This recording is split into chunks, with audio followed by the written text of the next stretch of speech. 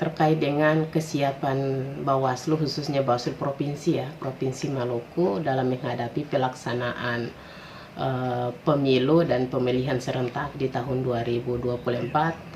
Yang pertama, bahwa Bawaslu sudah punya proyeksi di tahun 2000 sampai di tahun 2024, yaitu yang pertama adalah bagaimana pembentukan pengawasan pemilu yang kuat, dan kalau memang itu kan sekarang kan masih tarik ulur terkait dengan pelaksanaan tanggal pelaksanaan baik itu pemilu maupun pemilihan di tahun 2024.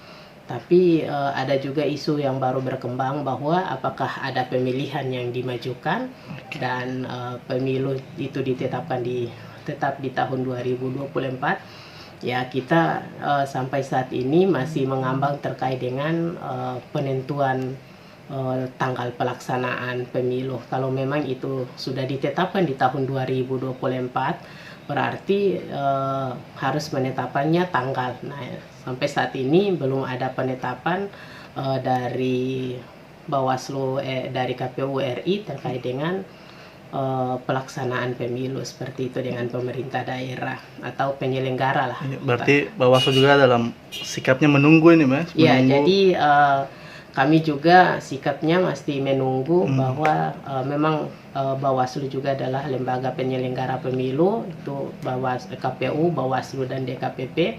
Tapi dalam penetapan jadwal itu memang kewenangannya ada di KPU dan pemerintah daerah juga.